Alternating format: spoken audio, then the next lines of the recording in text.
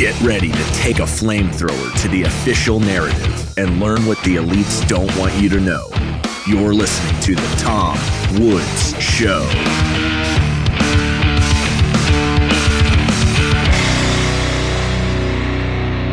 Hey everybody, Tom Woods here. Delighted to welcome Gene Epstein to the program on episode 2594 of The Tom Woods Show. You will notice that my background's a little bit different. I'm in a hotel. There's really no good spot in this room to record this. This is the best I can come up with. Yeah, I'm in Dallas doing a murder mystery party tonight, and then tomorrow heading to San Antonio for the Woods Mastermind, which we have in a different city every time. But I'm so glad to have Gene Epstein here with us. And at one point, Gene, one great thing about having you as a guest is that sometimes when you start talking, if I need to walk away, I can do that and come back. I'm going to go get my, wait, I have it right here. I was going to go get my bottle of water. It's right here. But anyway, Gene Epstein is director of the Soho Forum. We all know everything about Gene, and he does really, really great and important work. And we want to talk about a classic Ludwig von Mises book today and have some fun. So Gene, welcome back. Yeah, well, I did the walk away. Tom used to tell this joke at my expense about he can ask me a question, walk away, make 2 sandwiches, vacuum the rugs, come back, and then hear me say, but to get to your question. Now, that was that joke at my expense because I tend to filibuster. But this is the big news. Now that Tom is on video, all I have to do is watch his lips slightly puckering up on his handsome face, and then I know he wants to say something. And that helps. Yeah, so then I can stop. Most of the time, what Tom has to say is insightful. Not all the time, but most of the time. So I'm going to stop every time I see Tom's lips puckering up, and so it's going to go much better. I'm not going to filibuster the way I tended to do in the old days when it was strictly a podcast. I couldn't see Tom's face. Not only that, privately, as a technical matter, Tom, I've learned now that I've finally turned 80, and it's the beginning of wisdom for me. I know that I don't sign off right away when the podcast is over. I wait a while for you to sort of lock things up, and I finally learned that. Right, I'm going to wait after you say good night, Gene, and then I just wait. I don't do anything, and then you have to. Isn't that right, Tom? Well, yeah. Also, I figured that after we're done recording, I usually say to the guest, hey, that was really nice. Let's keep in touch, whatever. But Gene is like, the episode's over. He's on the golf course. Tom, I'm a pissy whatever comment. Gene does. Okay. Anyway, and then also, as Tom has requested, but also I wasn't even planning to load up the beginning of this discussion with announcements about my Soho Forum, partly because the real transition is a Soho Forum transition. And so if you'll pardon me for transitioning it this way, Tom, to say that a month ago, literally just a month ago, on the 13th of December, I discovered that the debate at the Soho Forum that I'd had with the Marxist professor Richard Wolff had just broken through 7 million YouTube views. It's on the Reason channel, and it leads way in the dust. Their best, and they do a lot of good work. They had about a 4 million one. This one broke 7 million. And then over the last month, it's added another 75,000. That's just in the space of a month with Marxist professor Richard Wolff about socialism versus capitalism. And I'm happy about that because my 2 other debates with socialists, where I don't think I did quite as well. In fact, in one case, I yelled at I lost my temper with my debate opponent. They've done a little over 100,000. So scientifically, if they've done a little over 100,000 with those 2 others and over 7 million with Richard Wolff, then it's probably due to his celebrity. But that's my brag that somehow the Richard Wolff has helped make me famous. I'm endlessly grateful to this Marxist professor for that. But then I got a question from a listener, from a follower, saying, look, if it's so easy to vanquish socialists with high IQs, and I use that term advisedly because I think while Tom is my favorite podcaster, Maybe he may not be yours. That's just my subjective value. He's my favorite. I've tried to wean Tom of certain habits. And I said, look, Tom, with this low IQ, high IQ business, it doesn't get us anywhere. So Tom has mostly listened to me, doesn't revert to that stuff. I'm talking about high IQ people. And the question put to me is, why do these high IQ people persist in believing in socialism if, in your view, belief in socialism is so blatantly ridiculous? And so when Tom asked me, got anything new to talk about? I said to Tom, well, I repaired to Ludwig von Mises's 1956 book, The Anarcho-Capitalist Mentality, for some guidance. But now I'm going to surprise Tom by saying that I read the book and then I read it just over the past week, and I actually think it's a little bit dated. I think Mises in 1956 was talking about a certain reality, and that's been a lot of years since 1956. And I'm going to use Mises, but I've got some other insights that I think I could put forward that aren't quite in that book. So I'm sure. Well, I'll say, Gene, I can hear what you're saying about that, and I've also said that as useful as it was at the time, I happen to think the road to serfdom is dated. I think some of the arguments Hayek is attacking there are just not advanced by anybody anymore. And you mean not advanced, and you mean not actually applicable to the... Yeah, right. I mean, I don't think a socialist would read The Road to Serfdom today and say, well, that answers all my objections. Oh, I don't see it. I see. I'd like to meet that person, whoever he is. Well, actually, okay, that's interesting because Tom, that gets into a different issue, which always has intrigued me about. First of all, the title was chosen as a sort of a jazzy title. Mises Hayek didn't say that we were inevitably on the road to socialism. No, I know that. I just think it's not. I don't think there are a lot of useful arguments. Name me 5 arguments that are indispensable to our argument that we get from the road to serfdom and nowhere else. Nothing.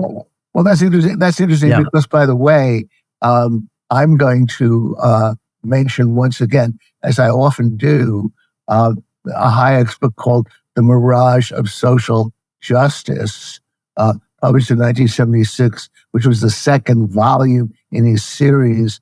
And I do think that The Mirage of Social Justice is well worth reading today. I don't say nothing of Hayek is worth reading. No. Since you mentioned Hayek, I just anticipated. Yeah. I want to start with the quote from Thomas Sowell that I sent you, with which probably you were already familiar and many people have. But the quote reads as follows: socialism, in general, has a record of failure so blatant that only an intellectual could ignore or evade it. That's Thomas Sowell. And what is interesting about that is that Hans Hermann Hoppe, whom I also greatly admire, as I imagine you do, had an answer to that in a way. In his own book, in Hoppe's own book, Socialism and Capitalism, he makes the point that if you're stuck strictly with empirical data and you don't use the logic of Austrian economics to discuss and shed light on socialism versus capitalism, then you are in an empirical trap. You can always find reasons why socialism fails. Now, Hoppe had a point, and in fact, he uses illustrations. In other words, you mean the socialist could always find some excuse to explain away a particular empirical example. Hoppe having this Hoppe, of course, has a very refreshing, very Talmudic mind, and he grants that if you want to dismiss all of the Austrian analysis he uses in that book to explain why socialism is a failure by any standard, then if you want to dismiss that and simply go empirical, then you always have an out. Now, I want to now say that Hoppy doesn't completely convince me, and I imagine doesn't completely convince you, because you would say, look, we've got Cuba, we've got East Germany versus West Germany, we've got North Korea versus South Korea. I remind people of that famous aerial photo of North Korea and South Korea at night. South Korea is lit up and North Korea is completely dark. We've got the Soviet Union. We've got such an oval. We've got Venezuela. The empirical data is so overwhelming that, in a way, Thomas Sowell is right, of course, that really anybody with any common sense should be able to look at the empirical data and say that now, by the year 2024, 2025, actually, is the year, come to think of it, we've got such empirical data that we should be able to dismiss it all. But I recently had a little exchange with one of my debate opponents from the debate that only got over 100,000 views. That was Ben Burgess. And there was this argument that we got into. And I know, Tom, you tell me, don't get too involved with these tweets and counter tweets. I tend to do that. But Ben was, once again, we were talking about Cuba. And of course, the reason why Cuba is such a failure is because of the U.S. Trade embargo. And of course, some people think there's a blockade. There's no blockade. And of course, if you read up on the subject, you find that Cuba has active trading partners all over: Mexico, Brazil, Canada. The EU has specifically repudiated the embargo. It has so many trade options.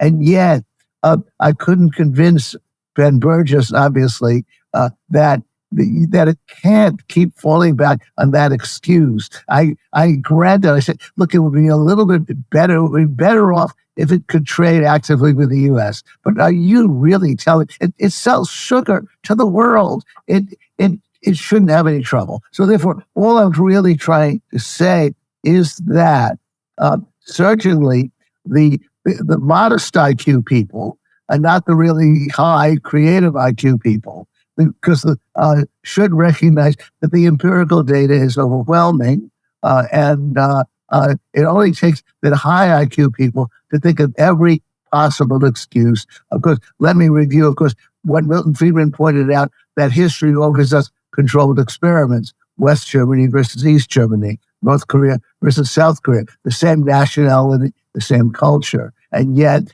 I had an exchange with Noam Chomsky about this, because Chomsky compared the Soviet Union with Brazil. I know he said Soviet Union is not about as well as Brazil. And I said, why not just compare nationalities? Those examples that I just gave, and Chomsky dismissed the evidence as worthless. And Chomsky is a very smart guy. He said North Korea was too isolated. Anyway. The only point is that clearly, if you're smart enough, if you have the high IQ, then you're creative enough to find reasons for dismissing the overwhelming empirical evidence that social has been a failure because it's been tried so many times in so many countries. But these people with their high IQ can dismiss that empirical data, and Hoppy has the answer. Hoppy's point is that if you're creative enough, you can dismiss the empirical data. What you have to do is use sort of the logic of Austrian economics to understand why socialism is a failure. Hey everybody, the great Ron Paul guy Dave Loffredo lost 60 pounds and got key markers of his health back. And he did it thanks to the accountability he got in my fitness group, which is one of the 11 gazillion benefits of my school of life. Here's Dave. Before I joined the group, I had I weighed 226 pounds. I had a blood test that showed inflammation super high, borderline diabetic. And at first I lost 40 pounds in 15, now it's 60.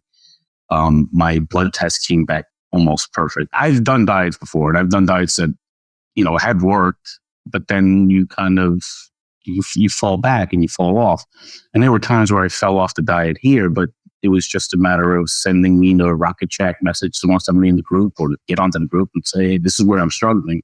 And they always had the right advice to what you can do instead. I didn't have clothes. Everything I was trying on was falling off me, and I didn't want to go buy because I didn't know how much more I was going to lose. So yeah, the weight just flew off, especially the weight size. I kind of feel like maybe it was that your school was my answer. I really do. There's too much good stuff came out of it. And I really thought my world was falling apart. I was hitting rock bottom. So wow. Thank you. Wow. There's a saying about you're only as good as your 5 closest people. And I think I've replaced most of my closest people with Tom Woods people. Wow. And that's changed my life. It really has. I feel like I'm a better person, better father, better husband, better son. Now, I obviously can't guarantee you results like that, but that's the kind of thing accountability can do for you. So check it out at onebucktrial.com. So now let me jump in here. I would amplify what you're saying by saying that as the number of examples / excuses increases, the plausibility of the excuses begins to fall for the average person. Yeah, you probably never get through to a Bhaskar Sankara or a Ben Burgess or whatever, but the average person looking at it would say, why, when there is case after case after case, would you be preoccupied with trying to find excuses for this instead of just accepting the most obvious explanation, which is that the system doesn't work?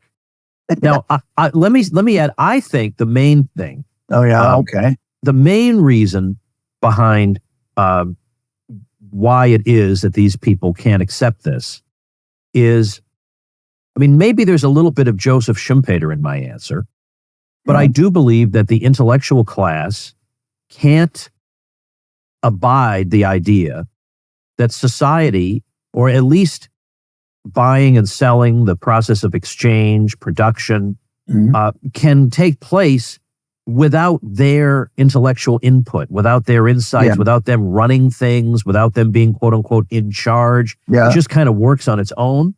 They can't conceive of this. How could that be superior to a system in which they sit around a conference table and they make the decisions that need to be made? They can't grasp that because they have a vanity that is unquenchable. Well, okay. Then now you're anticipating one of the points I was going to make, and I'm going to make an interesting historical point, which, by the way, I owe to the late great Ralph Raico, who raked up a radio address that John Maynard Keynes ran when he was asked, "What's your favorite book of the year?" And John Maynard Keynes' favorite book of the year, I believe it was published in 1938, was a book by Sidney and Beatrice Webb. They had just visited the Soviet Union, and they said, "We've seen the future and it works." Now, I mention that especially because what some of my colleagues like Phil Magnus don't realize is that Keynes hated the idea of he took literally the dictatorship of the proletariat. He didn't want the proletariat dictating, but specifically, if you read the transcript of his radio address, Keynes had discovered that people like him were in charge. And he said that this is the book of the year because it shows that this great experiment seems to be working. Because they're putting the really smart people in charge. And so Keynes actually did have a great deal of sympathy for socialism of the sort that he thought existed in the Soviet Union. Of course, he was correct that basically, possibly Keynes would have been a big macher, as to use the Yiddish, in the Soviet Union, and he was very attracted to that idea. He didn't like Marx because he thought Marx wanted the dictatorship of the proletariat. Therefore, indeed, you're quite correct. Why should those grubby businessmen be in charge? why should Jeff Bezos with his crazy luxury living, or Elon Musk, the loudmouth who wants to go to Mars, why should he be in charge? Why shouldn't it be me, an intellectual, somebody who's really read books? It's the bid for power. And I'll mention Joseph Stiglitz. Stiglitz is interesting in that, we free market types are often accused of accusing people of being socialist. Well, no, they're not socialist. They're mixed economy guys. That's just an epithet. But of course, Stiglitz was a pal of Hugo Chavez in Venezuela, and he knew that Chavez was nationalizing everything.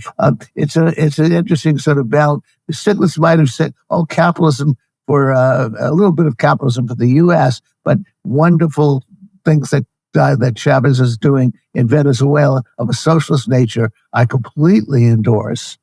And so he was that kind of socialist. Now, also, let me mention the complete irony of Noam Chomsky. Jeremy Hammond and I were going to co-write a book. We were sort of halfway through it. It was going to be called Dear Noam, because Chomsky had a very long correspondence with all of us. He would spend 20 hours a week on his correspondence. I've got about 20 letters from Chomsky over the years. And Chomsky was, on the one hand, really against the intellectuals being in charge. American power in the New Mandarins was an objection to the idea that the intellectuals should run the world. And yet, Chomsky can still, very high IQ, can still somehow or other not understand that every manifestation of socialism that we've ever seen, it's not the people who are in charge. It's obviously those intellectuals that he so despises. Again, we're really probing abnormal psychology here. But of course, you're quite right to say that. And I like to cite Keynes. I like to cite Stiglitz, because Stiglitz, by the way, has always been attracted to economic strongmen.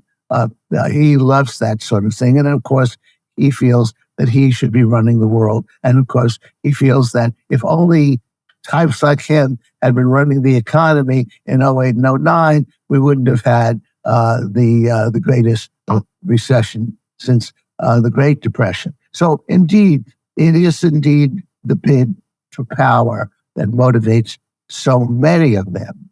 All right, but then that's one of the reasons. But I have some others and some other aspects of the story to recount. One of them really gets back to what I mentioned before.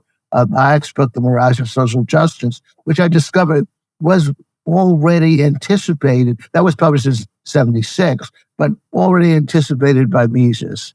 That there is a poorly thought out aversion to the idea of capitalism, because we see so much vulgarity. We see people buying detective stories, going to dumb games, doing things that we intellectuals despise. People who could barely sing become popular singers. There's so much vulgarity in capitalism that I, by the way, I recently tweeted, and of course keep retweeting, that I dislike the word meritocracy. We do not have a meritocracy under capitalism. I don't think we should. Why? Because I'm not going to guarantee that when people exercise their right to buy what they want to buy, that they will buy stuff based on merit. I also want to grant that if Bernie Sanders made several $1 million from selling his books that people freely bought, the book is without merit.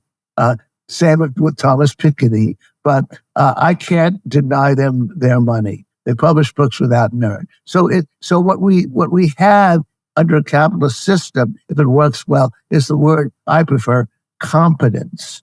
Competence at whatever you do, including the competence to write some kind of junk novel that sells several million copies. And so my point is only that when people look at what capitalism often sells, what people often buy.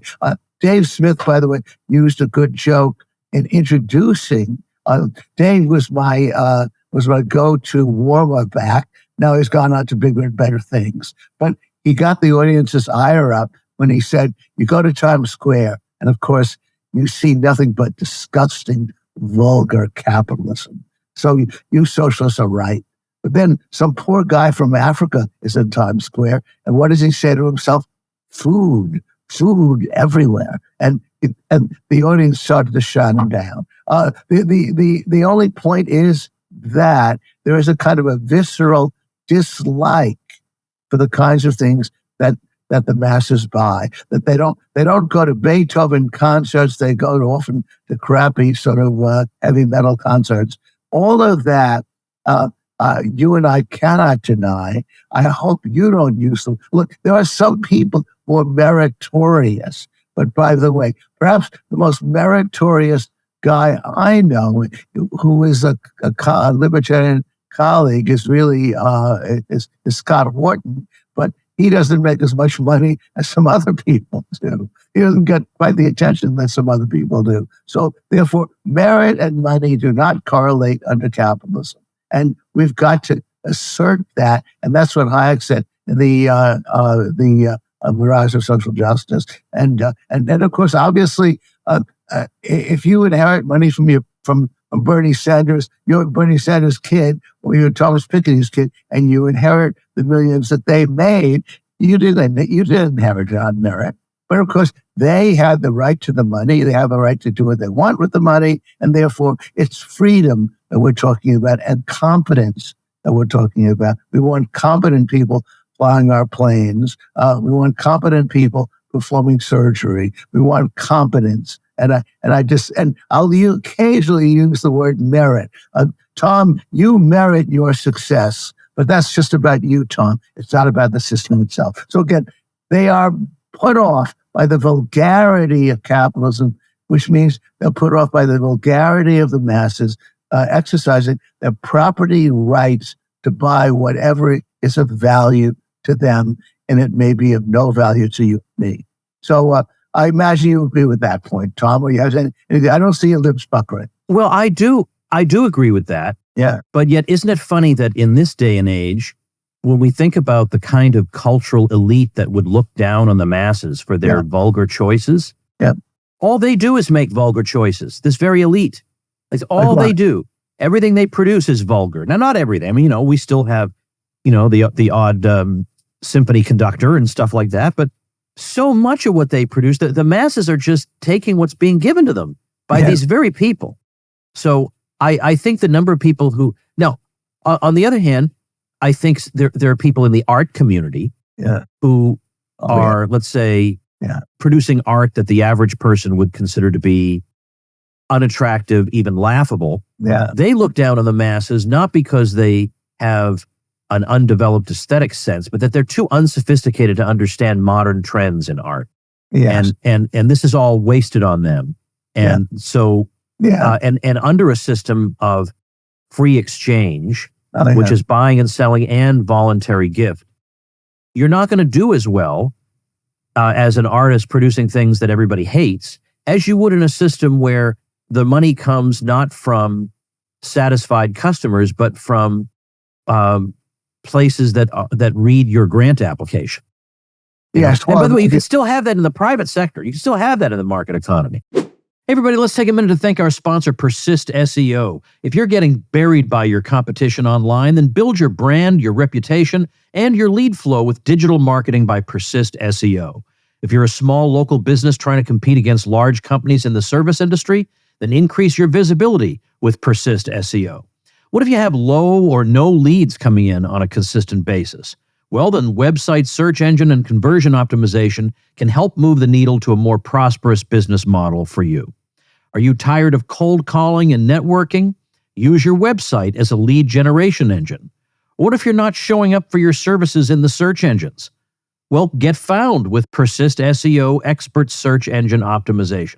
All you have to do is call 770-580-3736 or visit them at ineedseo.help for a free website audit and consultation. That's 770-580-3736 or ineedseo.help. Oh, yeah. No, indeed. Well, sure.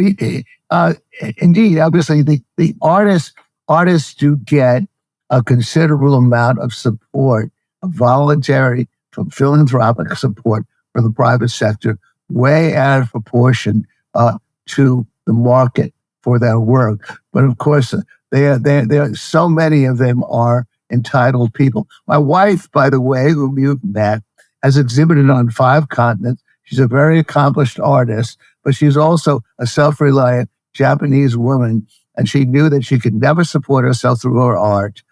She bought a building a couple of blocks away, and she runs it as a rental building. And so that's how she makes her money.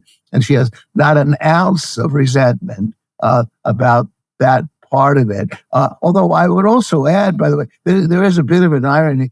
When we talk about artists, we usually are referring to sculptors or painters, that kind of artist. But actually, Mises, by the way, surprised me when he said that Stendhal, the novelist of the 19th century, was always poor. The fact of the matter is, though, that when it comes to great fiction, capitalism has produced some splendid writers, especially in the 19th century, when we know that their work has stood the test of time.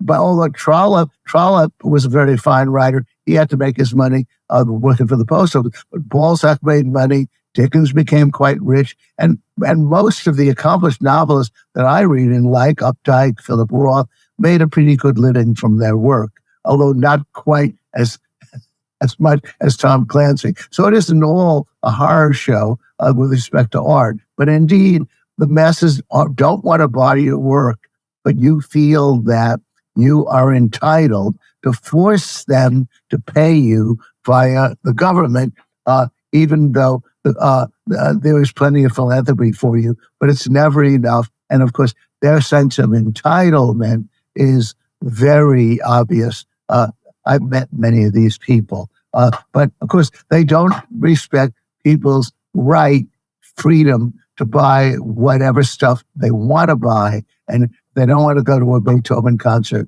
and if they don't want to buy your art, then that's their right to refuse to do so. Philip Glass is an interesting case. Philip Glass wrote very avant-garde music. He's still around. He had a family to support, and he drove a cab most of his life. The funny story about him is that he had an opera that was produced at the Met, the Metropolitan Opera, but it still didn't make him enough money, so he's still driving the cab to support his family.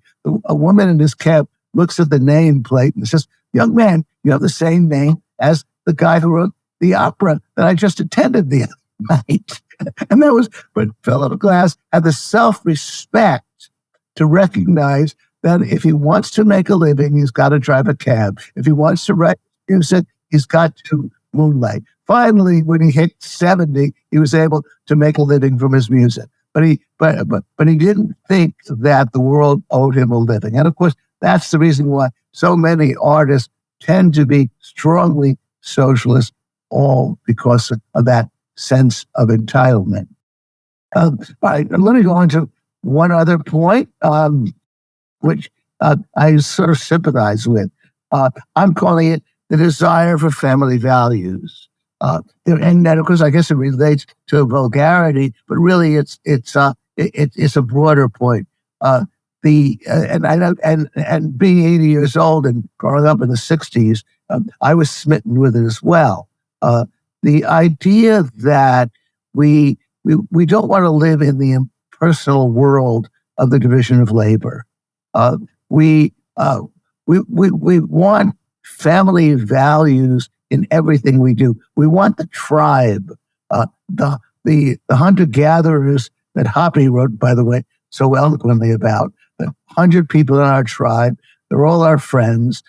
We don't use money. We just allocate according to need. That's how our family works. And we look at the world outside us and we see impersonal judgment of people. We see that nice guys often finish last.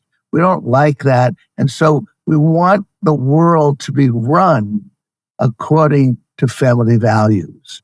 And we imagine that such a world is obtainable with that. And by the way, I should hasten to add, which of course has been one of my big themes in arguing with socialists, is that much of what you want, you can have under socialism. You can look. People in the 60s freely formed communes, and they, of course, the communes were never really self-sufficient. You grow your own food. The Whole Earth Catalog was all about making your own yogurt, and of course, living in a family environment. You want to impoverish yourself and do that. Chip in with friends, buy a plot of land, live off the land, live independently.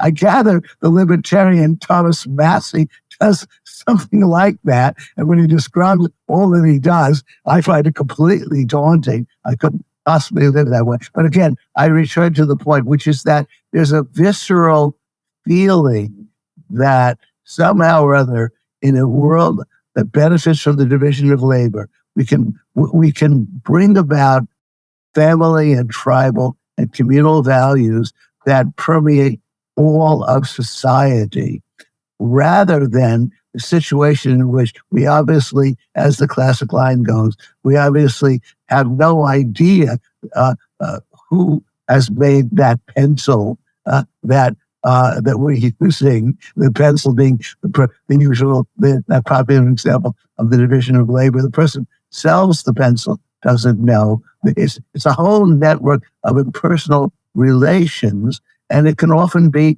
relatively cruel. It can often tell us we're not good at certain things. We're not likely to make a lot of money. We can take these things personally. We can object then to the brutality of the division of labor under capitalism, while not, of course, acknowledging how much it enriches us. And of course, we can accuse people like Tom Woods and people like me and people like others who favor the free market of being nothing but impersonal materialists. And of course, I do think that Ayn Rand didn't help in that regard by talking about the virtue of selfishness. When I debated Aaron Burke on this subject, I pointed out that Adam Smith used the word selfish the way we all use it. It's not a good trait. He talked about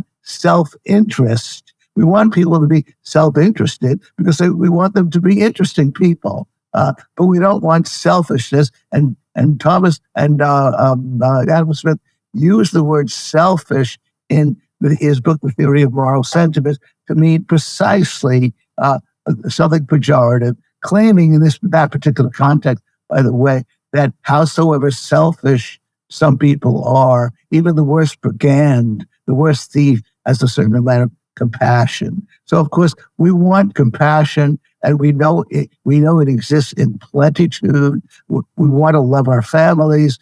The economy is hardly everything. It's just one thing. Gary Becker didn't help the Nobel Prize winner by arguing that a family is like a firm. When I wrote up his Nobel Prize, I said, isn't it even more interesting to talk about how a firm can be like a family? I mean, playing around with that kind of stuff. And of course, I'll tell you a funny story. When Gary Becker won the Nobel Prize, it was my one conversation with Murray Rothbard. I called him up in Nevada, and I asked him, what do you think about Gary Becker winning the Nobel Prize? So Rothbard starts in a very political way and says, well, I'm not going to do a good imitation. I think it's great that a free market guy won a Nobel Prize. He likes the free market. I think that's great. And then I said, what do you think about his idea that a family is like a firm?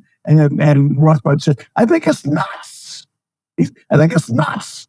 And then I know Rothbard had to go. So that was my one conversation. But with Murray Rothbard, it's nuts. And indeed, it is nuts. the family values are something else. We don't love our employees unconditionally. We love our children unconditionally.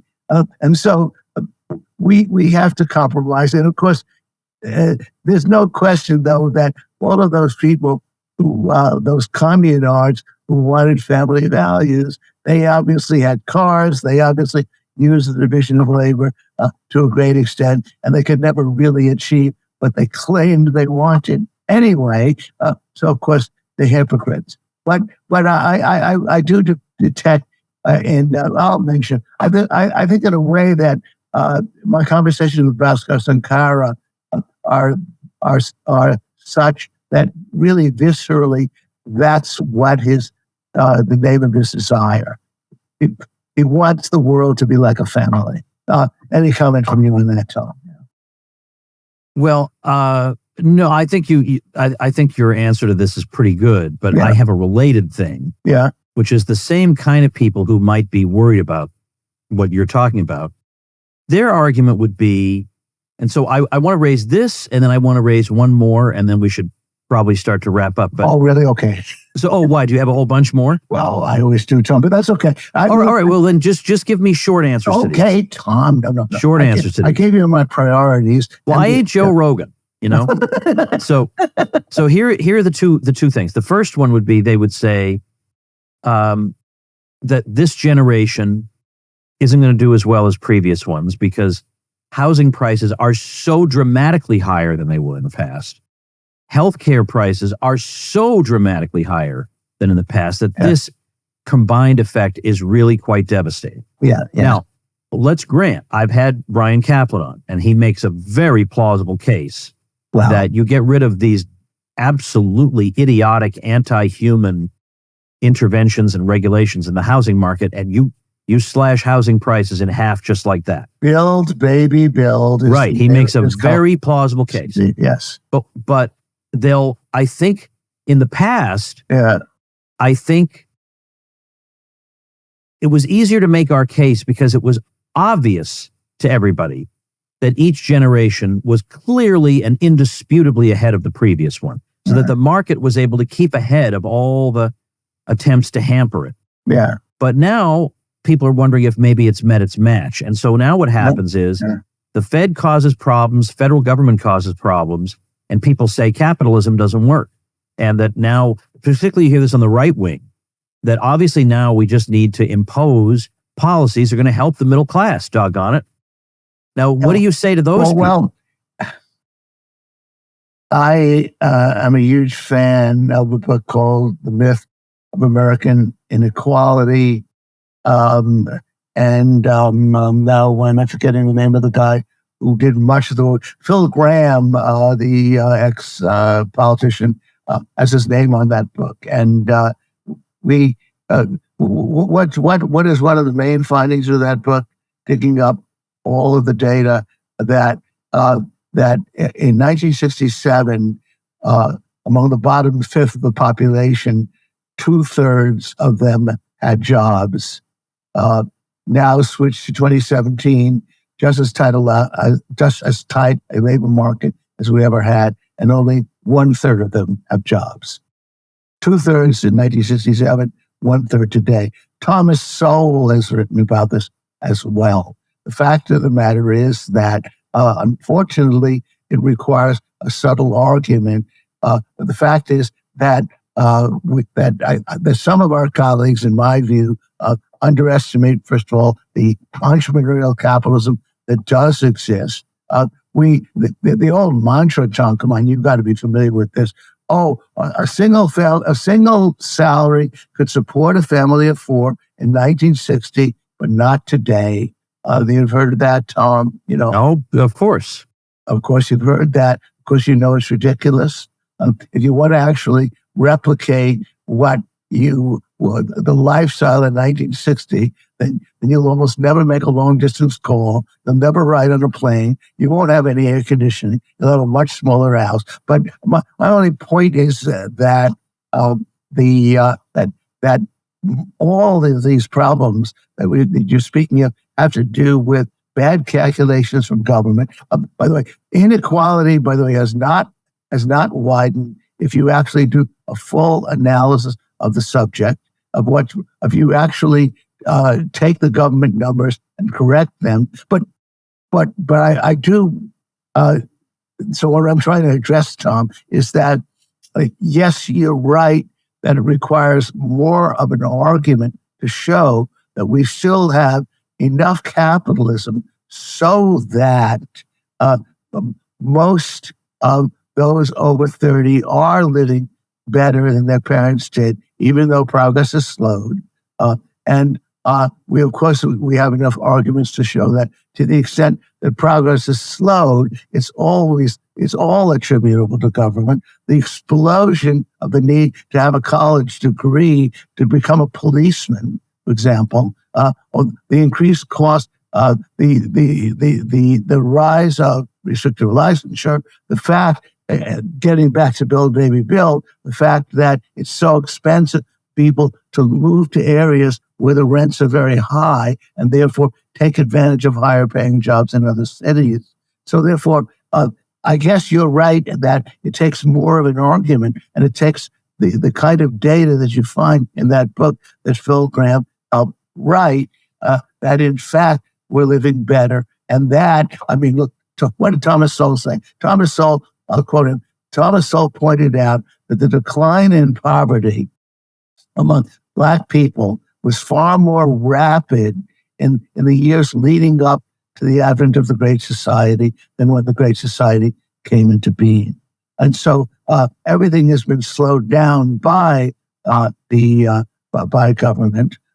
But despite that, because this is, I guess, something where you give me pushback, and I know some of my colleagues disagree with me. I think if you actually look at, along with Donald Boudreaux, at the kind of the lifestyle that we are used to, it is a better lifestyle than the lifestyle that most of us are used to, and I mean middle-income people. It is a better lifestyle than the lifestyle that our parents had circa 1980 or 1970. So there has been progress. But you are absolutely correct that it seems to require more of an argument now than it ever did. Again, my twofold argument is that there is more entrepreneurial capitalism still alive and well than some of my colleagues are willing to grant, that has lifted living standards, that has made things cheaper. Second, of course, all the problems that we can point to that have been a drag are attributable to government. All of it, of course, requires a subtle analysis. Although, by the way, I will grant that, for example, when I debated David Leonhardt, I had a debate with David Leonhardt that I hosted from the New York Times, debate with Benjamin Applebaum that I had from the New York Times, and both of them at least stressed that while they, of course, wanted more government, they still respected the fact that this should fundamentally remain a capitalist economy. The disagreement was only that I said government is part of the problem, as of course did the guy who debated David Leonhardt at the time. It's not part of the solution. So for what it's worth, a lot of people who make that argument are still pro-capitalist, but of course you're right that a lot of socialists like Ben Burgess and others will make that argument. They will say, of course, that obviously the decline of unions has been the reason why workers aren't doing as well. I myself have corrected that data. I recommend a talk that I did at the Mises Institute in which I corrected the data on productivity, and I showed that once you corrected the data, because I spent 26 years of my life covering the data, you find that both those things are a myth. Workers are still getting the same share that they did in the 50s and 60s as they did when unions were strong. And on top of that, worker compensation plus pay has kept up with productivity. That's a long story. But of course, again, all of it does involve, as you say, more of an argument and more patience on the part of the listener than it used to require. So I'll grant you that for sure. All right. Well, I guess, I don't know. I guess you might disagree with me there. But again, if it really is true that we're not doing as well, we certainly know that the first reforms that we need to institute are reforms pushed by people like Brian Kaplan, by people like Ed Glaeser, by those who object to the rise of restricted licensure. Well, Milton Friedman, by the way, in his book Capitalism and Friedman, published by 1960, so many years ago, he had a chapter on restricted licensure and on the barriers the government imposes, and he chose the medical profession as an example of where it should be completely lifted. And he said, I'm going to choose the most difficult case having to do with the medical profession in order to show that it can be completely lifted. If I can convince you of that, there should be no barriers to entry, no barrier. A person who wants to practice law, divorce law, real estate law, it's 6 months of being an apprentice in a law firm, and you can learn the law. So indeed, there's so many barriers that the government places in the path of people who want to better themselves. It's a long litany, but again, I agree with you. It requires a certain sophistication. I've got one final point, Tom. I guess I'll make it my final point because we're running out of time. Or do you have a comment? Well, no. Let's hear what your final point is, and then I'll wrap up. Well, this has to do with my feeling that many socialists do carry with them the propaganda that was instilled in all of us, that our government is always looking to do good, that there are good people wiser than we are, that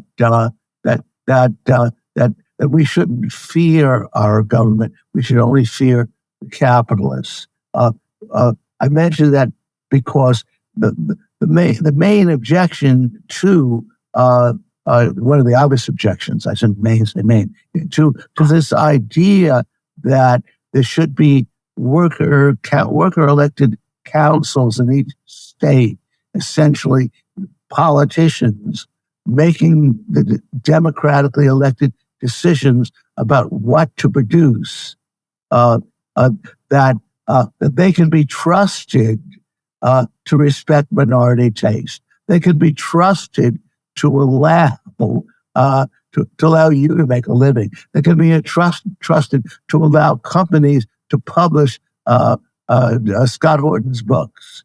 They can be trusted to respect the fact that some people may want to buy Korans or birth control.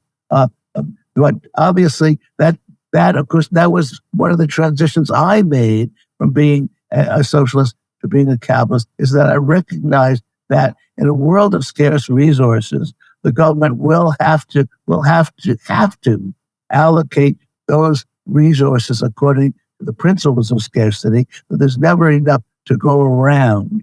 And we know already from the way the government behaves that it puts a chokehold. It was called Operation Chokehold to prevent certain businesses from borrowing money from banks. But I got a response from Ben Burgess to that objection, where he just liberally pointed out, well, they allow, the government doesn't get in the way of publishing Korans now, so therefore will the government get in the way when it takes over decisions about the means of production? Of course it will, because we'll suddenly have the responsibility to allocate scarce money, scarce resources. And clearly then the freedom to buy and sell what you want will be severely restricted.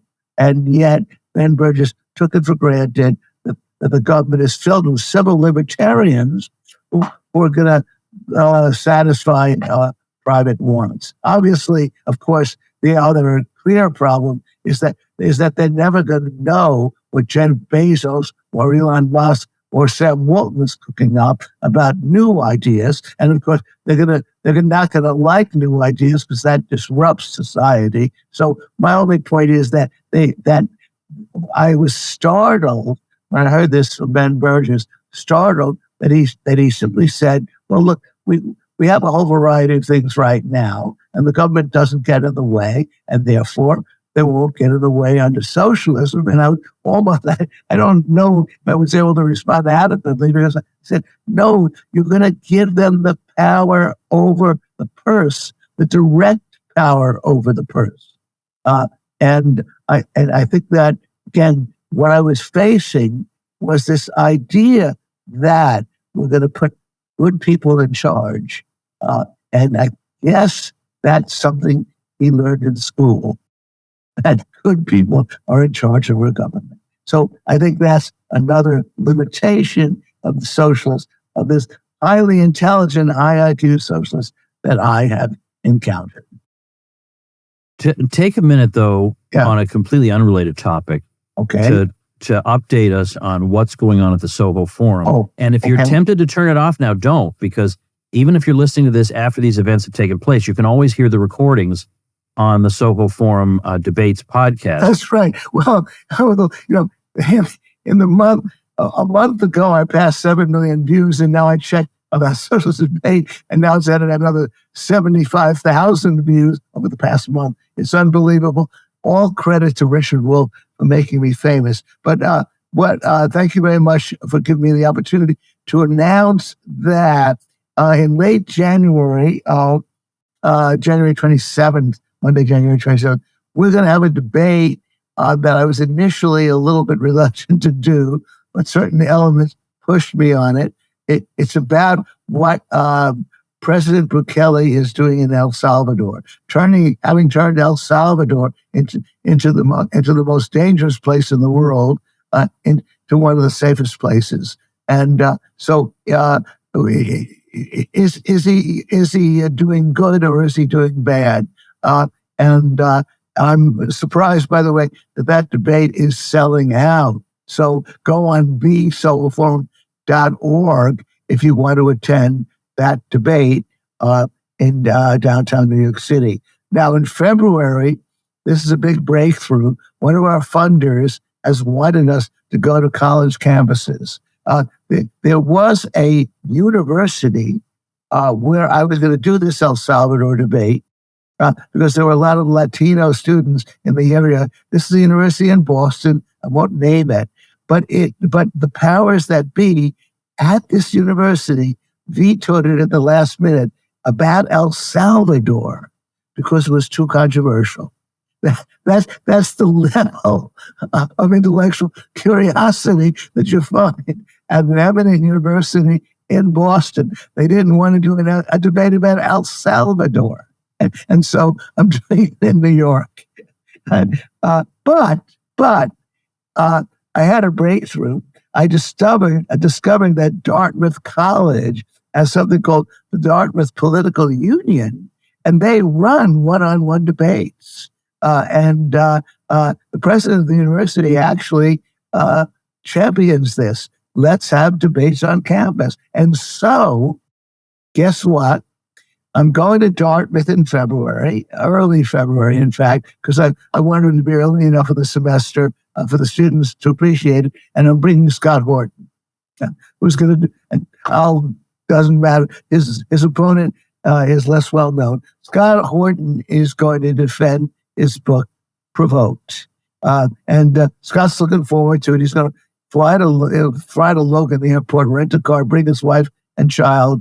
I have a block of free tickets. And if anybody wants to go to Hanover, New Hampshire on the weekend of February 1st, February 2nd, it's going to be a matinee on February 2nd, Sunday afternoon, and you're going to see Scott Horton defend his book, mostly in front of Dartmouth students. Well, let me make clear. I don't want to assume everybody knows. Most people listening to this know who Scott is and what his book is about, but can you explain what they're going to be debating?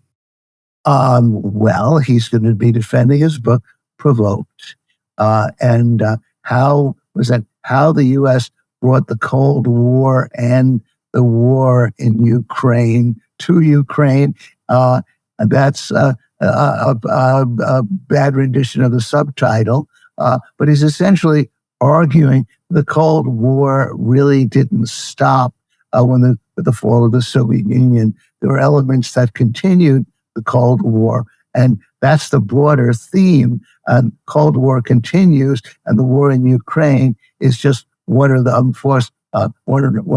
most unfortunate and tragic manifestations of the Cold War the U.S. continues to wage now against Russia. Would that be a fair summary? I think more or less. So that's a really, really big deal. To get Scott Horton debating at Dartmouth. So all this stuff. I beg your pardon? Yes, go ahead. Yes. All this stuff can be found at thesohoforum.org. That's the website. One of the debate on Israel-Palestine that will be in March, and I'll be announcing another debate in April. thesohoforum.org. You'll notice for the Dartmouth debate, all you have to do is write a certain email address that's listed, and you can get free tickets to attend the Dartmouth debate. Unfortunately, I'm not going to be able to pay for your transportation or hotel. But it might be fun to be in Hanover, New Hampshire. Scott's going to be available, selling books, and you can meet him. So that's a special occasion for me. Again, some of my funders have said, go to college campuses. I've been trying my damnedest to do so. All right. Well, I can't endorse and support the Soho Forum anymore. It's outstanding what it's doing. Really, really interesting debates. A lot of light is shed at these debates. So try to attend in person, but if not, especially if you're hearing this later on, you can rest assured there is a recording that you can listen to on the Soho Forum debate. Especially since we discussed socialism, go to that debate I had with Richard Wolff in November 2019. It's available on the website, and push me up to 8 million views. I won't mind at all. It's relevant to our discussion. Thank you very much, Gene. And thank you very much, ladies and gentlemen. Make yourself and those you love less vulnerable to the regime, both mentally and physically. Get more forbidden information at tomsfreebooks.com, and be sure to subscribe to the show wherever you listen. See you next time.